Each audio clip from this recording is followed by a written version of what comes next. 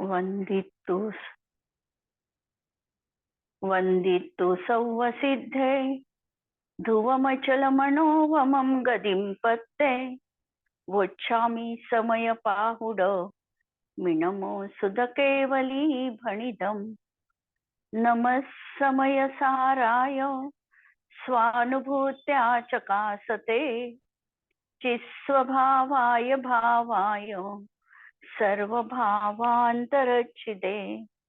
अंतिम शासन नायक 1008 भगवान महावीर स्वामी की जय। द्वादशांग श्रुत देवी की जय। स्वाध्याय कक्ष संपेपर्यंत आपणा सर्वांना चतुर्विध आहाराचा त्याग असणार आहे। समयसार ग्रंथ आपण बघतो आहे आणि कर्ता कर्म अधिकारामधली कुंद कुंद आचार्यांची ही शेवटची गाथा आपण बघतो आहे। या शेवटच्या गाथेमध्ये आत्मानुभवाची विधी आचार्यांनी कथन केलेली आहे। चरणानुयोगानुसार सम्यक दर्शन प्राप्तीपूर्वी 5 लब्धी आम्हाला होणार असतातच। करण लब्धी त्यामध्ये महत्वाची आहे आणि करण लब्धी ही देशना लब्धी पूर्वकच होते आणि म्हणून श्रुतज्ञानाच्या माध्यमातून देव गुरूंच्या उपदेशाने जिनवाणीच्या स्वाध्यायाने अध्ययनाने चिंतन मनन प्रक्रियेने मी त्रिकाल ज्ञायक स्वभावी आत्मा आहे अशा विकल्पात्मक ज्ञानामध्ये प्रथमतः समीचीन निर्णय करावा लागतो। कारण जोपर्यंत विकल्पात्मक ज्ञानामध्ये योग्य निर्णय होत नाही तोपर्यंत अनुभूती प्राप्त होत नाही। निर्विकल्प अनुभूतीच्या आधी विकल्पात्मक निर्णय होणं आवश्यक आहे। इथे विकल्पात्मक निर्णय हे कारण आणि निर्विकल्प अनुभव कार्य असं मात्र नाही आहे, परंतु निर्विकल्प अनुभूतीच्या आधी मात्र हा निर्णय असलाच पाहिजे आणि नंतरच अनुभूती होते। आत्मा उपयोग लक्षण स्वभावी आहे। लक्षणावरून लक्षाला म्हणजे ज्ञान दर्शनावरून आत्म्याला आम्हाला जाणायचंय। आत्म्याला असंयोगी ज्ञान स्वभावाने जाणणं। जेव्हा श्रुतज्ञानाने ज्ञान स्वभावी आत्म्याला जाणलं तेव्हा आत्म्याच्या प्रसिद्धी करता ख्याती करता आत्मानुभूतीसाठी हा मतिज्ञानाला प्रथमतः आत्माभिमुख करतो। 5 इंद्रिय आणि मनाच्या द्वारे मतिज्ञान परपदार्थांच्या प्रसिद्धीमध्ये गुंतलेलं होतं। त्या परसन्मुख ज्ञान पर्यायीला हटवून तो आत्माभिमुख करतो आणि मतिज्ञानाला परज्ञेयांपासून हटवून स्वज्ञेयामध्ये म्हणजे आत्मतत्वामध्ये जोडतो।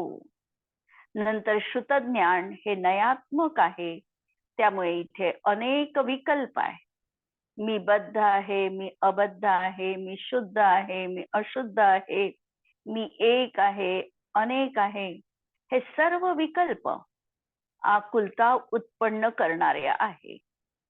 मी शून्य, मी पूर्ण आहे, शून्य शुद्ध आहे, हेही विकल्प निश्चयाचे असले तरी देखील आत्म्यात राग उत्पन्न करतात।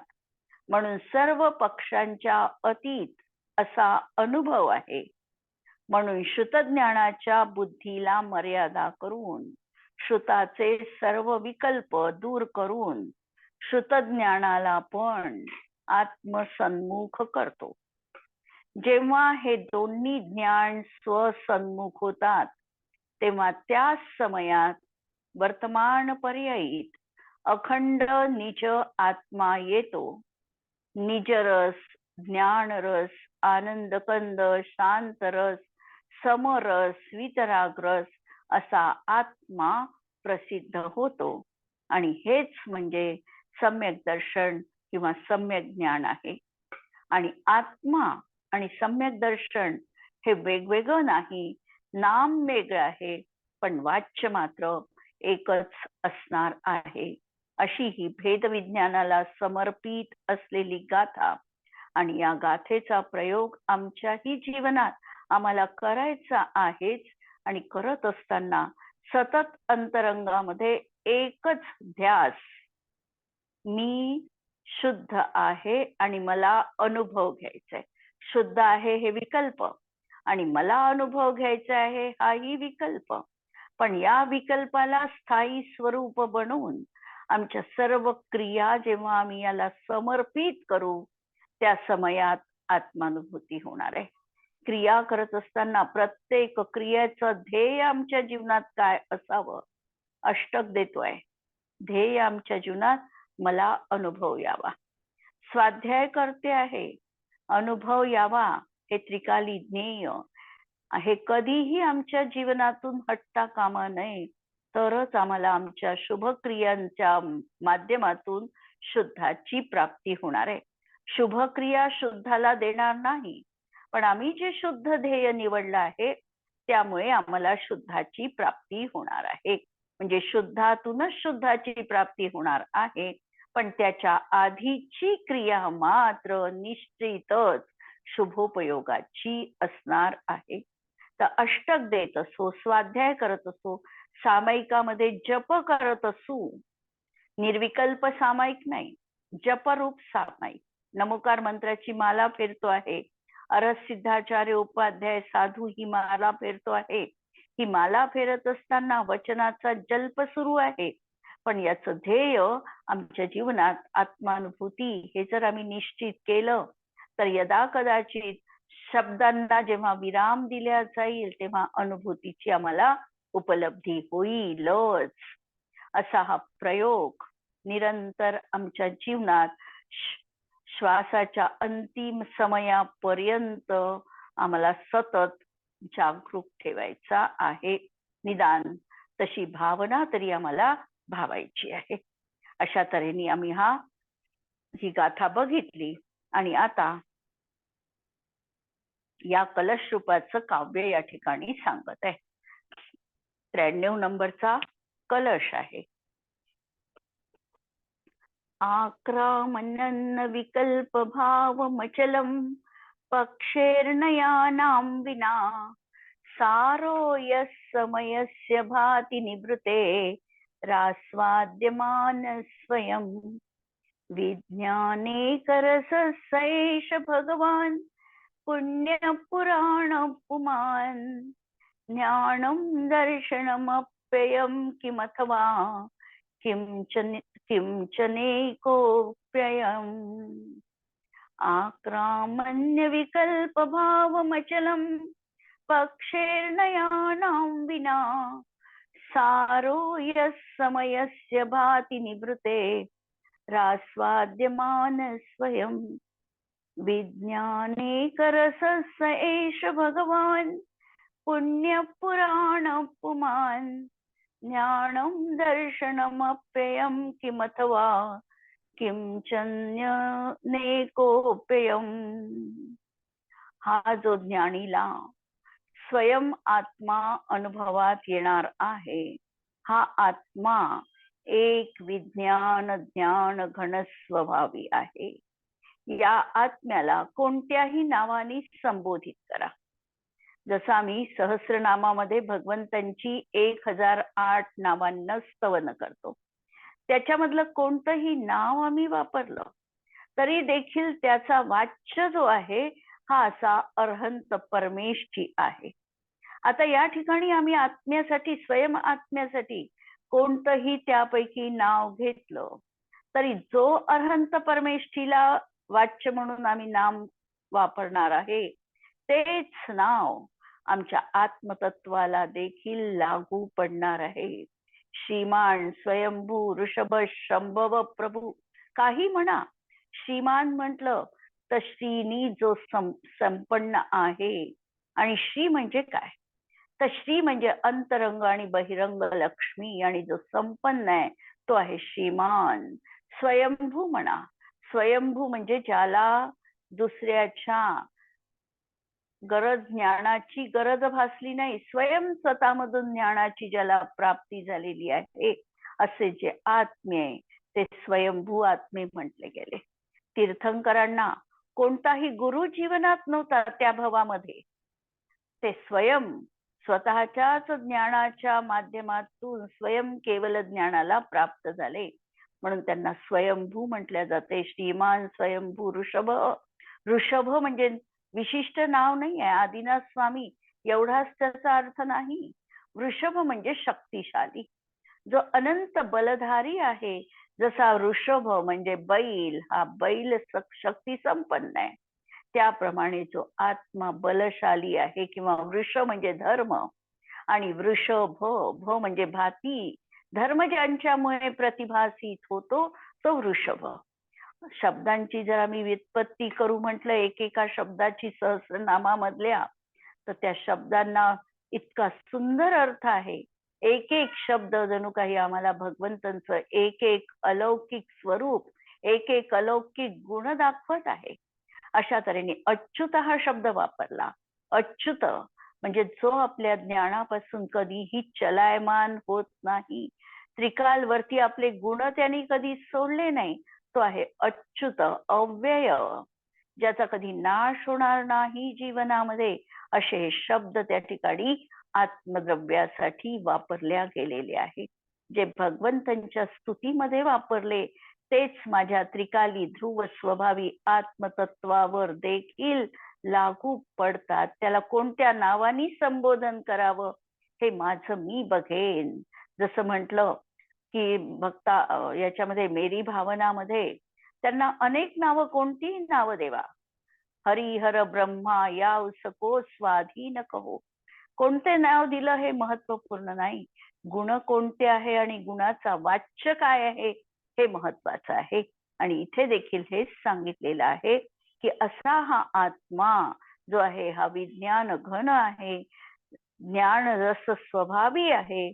या आत्म्याला परम पवित्र पुराण पुरुष म्हणा किंवा ज्ञान दर्शन म्हणा, अशा तऱ्हेने कोणत्याही नावानी संबोधन करा. अर्थ पहा. नयाचा पक्ष ग्रहण केल्या विना, ज्या ठिकाणी नय पक्षाचा कोणताही ग्रहण केलेला नाही, अशा निर्विकल्प भावाला प्राप्त होऊन, निर्विकल्प भाव हा जीवनात आलेला आहे, अनुभूती जीवनात आहे, असा जो समयाचा सार प्रकाशित करतो. असा समयाचा सार, समयसार ग्रंथाचा अर्थ, समयसारचा अर्थ, समय म्हणजे आत्मा, आणि या आत्म्यामध्ये सारभूत काय आहे तर शुद्धात्मा, त्रिकाली आत्मा, परमपारिणामिक भाव स्वभावी आत्मा हा साररूप आहे. या साराला किंवा अनुभव हा सार आहे. कोणत्याही गोष्टीचा सार काय असणार आहे तर अनुभूती ही सारभूत असणार आहे. म्हणून असा हा समयाचा सार प्रकाशित करतो, आत्म्याचा अनुभव घेतो, तो हा समय सार शुद्ध आत्मा, की जो निर्भृत म्हणजे आत्मलीन निश्चल योगी पुरुषांकडून स्वयं आस्वाद्यमान आहे. या आत्म्याचं जीव स्वतःच्या आत्मतत्वाच्या माध्यमातूनच अनुभवन करू शकतो. म्हणून हा आत्मा स्वसंवेदन गम्य आहे. मला माझ्या आत्मतत्वाची अनुभूती माझी स्वयं माझ्या ज्ञानाच्या माध्यमातून मला येऊ शकतो. म्हणून हा आत्मलीन निश्चल योगी स्वयं आस्वाद्यमान आहे, अर्थात त्यांनी अनुभवानी जाणलं आहे. असा हा विज्ञान हाच एक रस आहे, ज्याचा असा भगवान आहे, पवित्र पुराण पुरुष आहे. आणि पवित्र पुराण पुरुष म्हणजे सनातन अनादि अनंत, त्याला म्हणायचं पुराण पुरुष. पवित्र जो पूत आहे तो पवित्र आहे. अशा तऱ्हेने त्याला दर्शन म्हणा अथवा अन्य कोणत्या नावाने म्हणा, जो काही आहे तो हाच आहे, आणि तो अशाच नावांनी सांगितल्या मात्र जातो.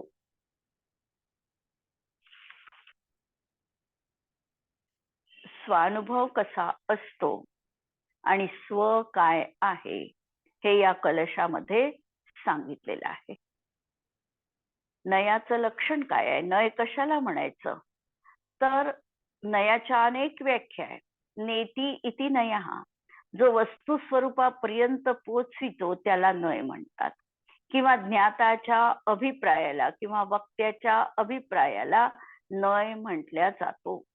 हा तर एक आहेच, पण वस्तू स्वरूप प्रतिपादन असं कुशल प्रयोग म्हणजे नय. वस्तुतत्वाचं प्रतिपादन करण्यासाठी जो कुशल रीतीने, उत्कृष्ट रीतीने प्रयोग केला जातो त्याला नय म्हटल्या जातो. परंतु वस्तू जी आहे ती नयानी सांगितल्या जाते, पण वस्तू मात्र नयात्मक नाही. तर नय वस्तूला जाणण्याचं एक साधन आहे, प्रयोग आहे. म्हणून निश्चय नयाने जाणल्या गेले की आत्मवस्तू स्वतःच्या स्वरूपाने अविचलित, श्रुतज्ञानाच्या विकल्पाने रहित आहे. म्हणून हे सांगितलं की आत्मवस्तू ही अविचलित आहे, विचलित होणारी नाही आहे, आणि तिच्यामध्ये कोणत्याही तऱ्हेचा श्रुतज्ञानाचा विकल्प नाही. वस्तूकडे ज्या नयाने बघितले जाते त्या स्वरूप ती म्हटल्या जाते, पण ती त्या काळातील एक दृष्टिकोन आहे. दुसऱ्या दृष्टिकोनातून ती वस्तू तिथे तशीच आहे असं नाही, ती वेगळीच वाटते. आणि म्हणून अनुभव शेवटी सत्य आहे आणि अनुभवामध्ये विकल्प नाही. जसं आम्ही म्हणतो छडालामध्ये, परमाण नय निक्षेप कोण उद्योत अनुभव मे दिखे. छडाला म्हणजे जणू काही छोट समयसार आहे, आणि त्याच्यामध्ये पंडित दौलतरामजी म्हणतात की प्रमाण नय निक्षेप कोण उद्योत, असा कोणताही प्रकाश त्या वस्तू स्वरूपामध्ये, अनुभवामध्ये आम्हाला दिसत नाही. अनुभव म्हणजे शेवटी अनुभव आहे. आणि म्हणून स्वतःच्या स्वरूपामध्ये निमग्न असलेला आत्माच हा पुण्यरूप आहे, पवित्र आहे. हा आत्माच पुराण पुरुष आहे, म्हणजे अनादी अनंत आहे, शुद्ध आहे, ज्ञान दर्शनमय आहे. आणि एवढ्यानेच वस्तू स्वरूप संपूर्णतः वर्णित केल्या जात नाही. नुसते 2-3 गुण आम्ही सांगितले तर वस्तू स्वरूपाचं फक्त 2-3 माध्यमातून कथन केल्या जाईल, पण त्यांनी पूर्ण वस्तू स्वरूप समजत नाही. म्हणून त्याला अनंत गुणात्मक, अखंड, अभेद, एक रसरूप असं वर्णन ज्ञान दर्शन गुणांना मुख्य करून आणि बाकी गुणांना गौण करून केले जाते. पण तरीही शेवटी शब्दामध्ये ती वस्तू सांगता येत नाही. म्हणून जे काही आहे ते तसंच आहे अशा शब्दात सांगितल्या जातं. पण शब्दात सांगणं म्हणजे परत नयच आला, आणि म्हणून हा अनिर्वचनीय वस्तू सांगणं अनिर्वचनीय, किंवा अनुभव सांगणं अनिर्वचनीय म्हटल्या जातं. पण अनिर्वचनीयपणा देखील शेवटी शब्दातच सांगितल्या आहे, आणि म्हणून अवक्तव्य म्हटल्या गेला. नयाचे सगळे भेद आठवा, अवक्तव्य म्हटल्या गेला. पण तरी शेवटी अवक्तव्यपणा देखील कथनचित व्यक्ततेलाच सांगणारा आहे, आणि म्हणून सांगितलं की तुम्ही अनुभवांतीच खात्री करा. अनुभव शेवटी महत्वाचा आहे.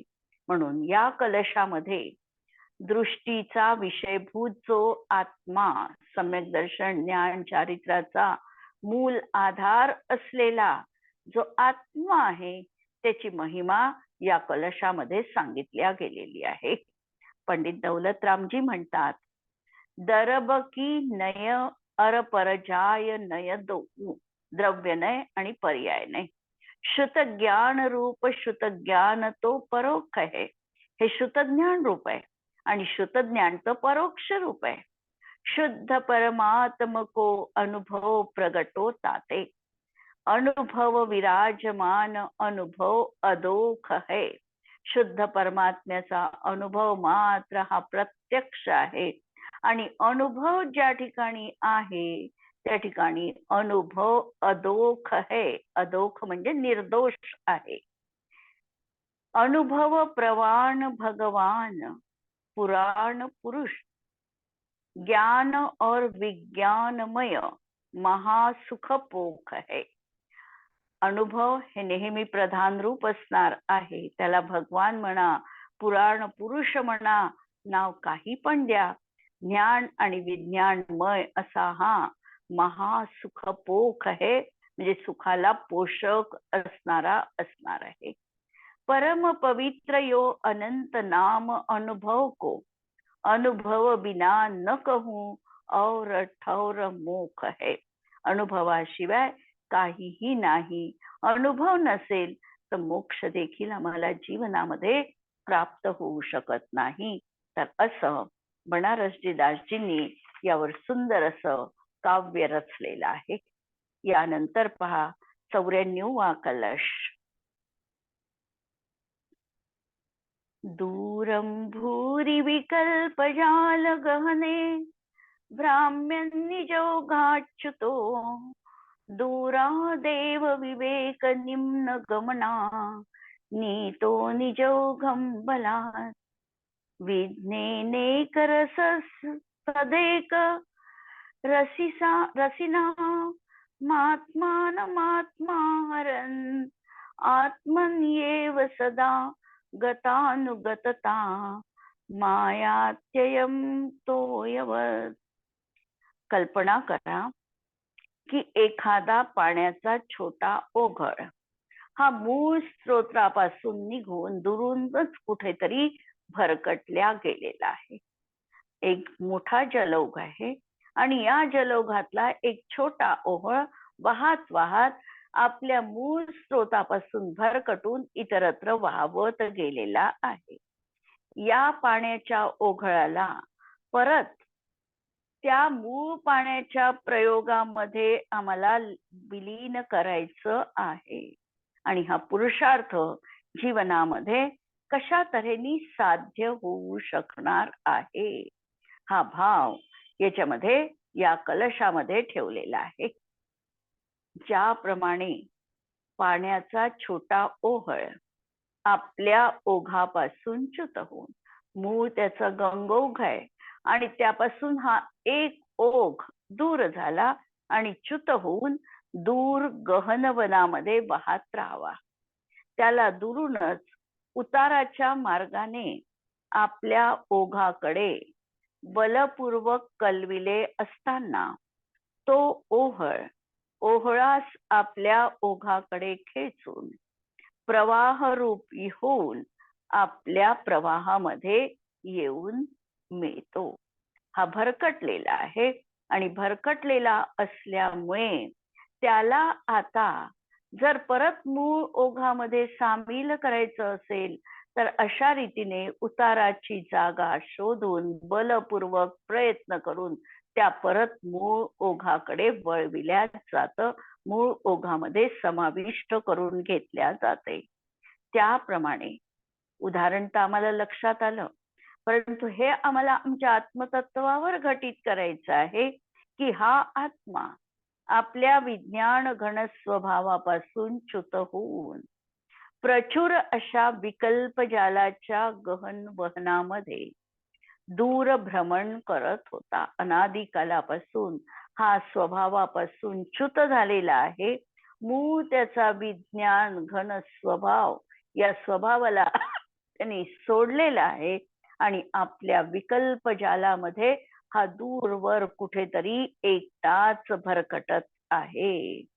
त्याला दुरूनच विवेकरूपी उताराच्या मार्गाने आपल्याच विज्ञान घन स्वभावाकडे सामर्थ्याने कलविले. म्हणजे या ठिकाणी आमचा पुरुषार्थ महत्वाचा आहे की जेव्हा अशा प्रकारचा हा आत्मा भरकटलेला आहे त्यावेळेला कुठेतरी एखादी अशी उताराची जागा पाहून, जसा तो पाण्याचा ओघळ मूळ ओघामध्ये मिसळला जातो त्याप्रमाणे आमच्या जीवनामध्ये कुठेतरी मंद कषाय रूप परिणाम बघून कुठेतरी आमच्या जीवनामध्ये आमचा हा स्वभाव आम्हाला ज्ञात होऊन बलपूर्वक किंवा गुरूंच्या प्रेरणेने कोणीतरी आम्हाला जाग केलं, त्या अनुषंगाने आमचा हा मूळ प्रवाहाकडे आम्हाला पुरुषार्थपूर्वक आमची आत्मसाधना वळवावी लागते. आणि म्हणून असा जेव्हा वळवेल म्हणजे आमचा पुरुषार्थ त्यावेळेला कार्यकारिणी होणार आहे. आणि केवळ विज्ञान गणाच्या रसिक पुरुषांना जो एक विज्ञान रसरूपानी अनुभवात येतो तो हा आत्मा. आत्म्याला आत्म्यामध्ये खेचून म्हणजे ज्ञानाला खेचून प्रवाह रूप होते. सदैव विज्ञान घन स्वभावामध्ये येऊन मिळतो. या ठिकाणी अशा तऱ्हेने आम्हाला पुरुषार्थाची प्रेरणा दिली आहे. कदाचित आमचा स्वकाल आला असेल, कदाचित आमची नियती बलवान असेल, नियती म्हणजे क्षणिक उपादान आमचं बलवान असेल, कधी कधी निमित्त आम्हाला प्रबल भेटलं, तर अशा प्रकारचं कार्य जीवनामध्ये घडताना आम्हाला दिसतं.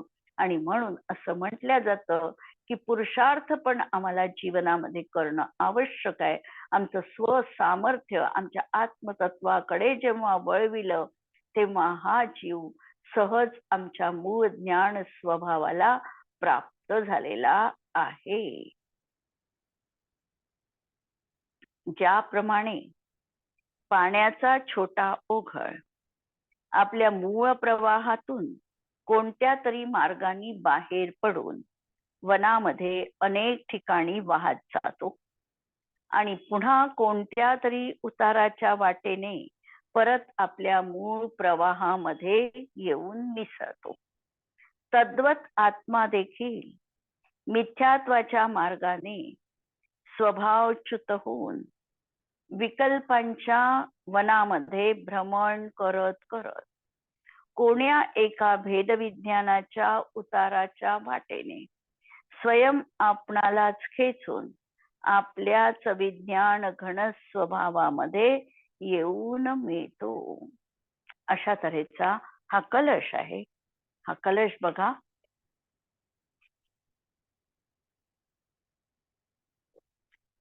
पाण्याचा स्वभाव हा उताराकडे वाहण्याचा असतो. जेव्हा पाणी जलाशयापासून हटून गहन वनामध्ये उताराकडे वाहत जाते तेव्हा त्याला परत त्याच जलाशयात वापस आणणे सहज सोपे नाही. सरोवर आहे, सरोवरातून पाण्याचा प्रवाह भरकटला, उताराकडे लागला, तर उलट्या दिशेने त्याला परत सरोवराकडे मिळविण्यात अत्यंत कठीण आहे. वर टाकी आहे, टाकीतून पाणी खाली येणं सहज शक्य आहे, पण खालचं पाणी टाकीत जर आम्हाला वरच्या पोचवायचं असेल, वरच्या मजल्यावर, तर आम्हाला बलाचा प्रयोग करावा लागतो, पंप लावावा लागतो आणि पंप लावून बलपूर्वक प्रयोग करून त्याचा प्रवाह बदलविता येऊ शकतो. पण हे काम सहज सोपं नाही, पण असंभव पण नाहीये. त्याप्रमाणे हा आत्मा आपल्या विज्ञान घन स्वभावापासून भ्रष्ट होऊन विकल्प जालरूपी वनामध्ये भ्रमित झालेला आहे. त्याला आत्मसन्मुख करणे एवढं सोपं नाही, पण ते अशक्य पण नाही.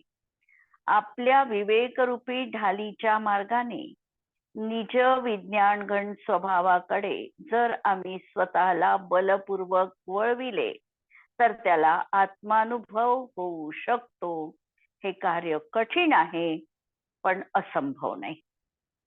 जी आपण टीका बघितली त्या टीकेमध्ये आपण हे पाहिलं होतं 144 नंबरच्या टीकेमध्ये की 5 इंद्रिय आणि मनाच्या विषयांमध्ये अडकलेल्या मतिज्ञानाला हटवून प्रयत्नपूर्वक आत्मसन्मुख करावे लागते. नाना नयाच्या विकल्पात गुंतलेल्या श्रुतज्ञानाला पण आत्मसन्मुख करावं लागतं. हीच गोष्ट या कलशामध्ये सांगितली आहे. कारण आत्मानुभूतीची हीच रीती आहे, विधान आहे, उपाय आहे. परमपुरुषार्थाची प्रेरणा करणारं हे कलश काव्य आहे. परसन्मुख आपला उपयोग प्रयत्नपूर्वक आत्मसन्मुख करणे हेच या ठिकाणी महत्वाचे आहे. पंडित बनारसजी दासजी लिहितात, जैसे एक जल नाना रूप दरबानुचोक भयो बहुभांति पहिचाने न परतु है।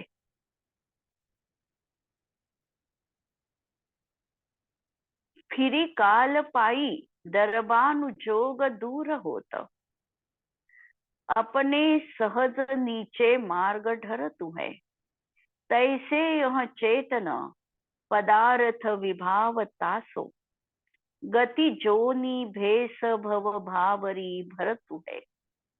सम्यक सुभाई पाई अनुभव के पंथ धाई, बंध की जुगती भानी मुगती करतु है। ज्याप्रमाणे पाण्याचा शीत स्वच्छ द्रव्यत्व स्वभावापासून तो च्युत झाला, त्याप्रमाणे जीवद्रव्याचा स्वभाव देखील अनंत गुणरूप आहे, पण तो अनादी कालापासून विभाव रूप परिणमतो आहे। ज्याप्रमाणे पाणी आपल्या स्वादापासून भ्रष्ट होऊन नाना वृक्षरूप परिणमत, पाण्याचा जो स्वाद आहे त्या स्वादापासून तो भ्रष्ट झाला। निंबाच्या झाडाला गेलं पाणी की तेच पाणी कटुरूप परिणत झालं, आंब्याच्या झाडाला तेच पाणी मधुररूप परिणत झालं। त्याप्रमाणे जीव आपल्या शुद्ध स्वभावापासून भ्रष्ट होऊन नाना प्रकारे चतुर्गती पर्यायींमध्ये त्यांनी फिरत होता। पण पाणी ज्याप्रमाणे काल आदीचे निमित्त मिळून परत जलरूप होतं। काल आदीचं निमित्त पाण्याला कसं मिळतं, तर सरोवरातलं पाणी आहे, सूर्याच्या प्रकाशामुळे किंवा सूर्याच्या उष्णतेने ते पाणी परत बाष्परूप झालं आणि बाष्परूप होऊन ते सरोवरामध्ये मिसळलं। हे झालं कालाचं निमित्त। म्हणून कालाचे निमित्त मिळून परत ते पाणी जलरूप होतं। त्याप्रमाणे जीवद्रव्याला देखील कालादिकांचं निमित्त प्राप्त होऊन त्याच्यामध्ये देखील सम्यक्वादी शुद्ध पर्यायाची प्राप्ती होते। जर त्याचा स्वकाल आला, त्याची उपादानगत योग्यता आहे, त्याला प्रबल निमित्त कारण मिळालं, त्याची नियतीच त्याला साथ देणारी असेल, तर त्याला देखील सम्यक दर्शनाची प्राप्ती होऊ शकते। कालादिकाचं निमित्त म्हणजे समजा जीवाचा अर्धपुद्गल परिवर्तन कालच या संसारामध्ये फिरण्याचा राहिला असेल तर अशा प्रकारची क्रिया घडते। एक वेळ हा आत्मा स्वतःच्या स्वरूपाचं आस्वादन करेल तर त्याला प्रतीत होतं की जन्म मरण संयोग वियोग देह कर्म क्रोधादी भाव या सर्वांपासून आत्मा हा भिन्न आहे, ज्ञानाचा अपार सागर आहे, आनंद स्वरूप आहे, यात पराचा प्रवेश होऊ शकत नाही आणि हीच आत्मस्थिरता, याचंच नाव सम्यक दर्शन असणार आहे आणि हीच आहे आत्मानुभवाची कला। आणि याच्यासाठी या पुरुषार्थाची या काव्यामध्ये प्रबल अशी प्रेरणा दिली आहे की जीवनामध्ये नॉन स्टॉप पुरुषार्थ। आणि पुरुषार्थ म्हणजे काय, तर पुरुषार्थ म्हणजे प्रति समय आमचं बल सामर्थ्य आम्हाला आत्माभिमुख करण्यासाठी लागणार हा आमचा पुरुषार्थ, अशी ही जीवनामध्ये आमच्या आराधना असली पाहिजे। जिनवाणी के ज्ञान ते सूझे लोकालो, सो जिनवाणी मस्तक नमो सदा देत हूँ। नमो अरिहंताणम नमो सिद्धाणम नमो आयर्याणम नमो वज्रायाणम नमो लोए सवसाहुणम। सर्वांना जय जिनेंद्र।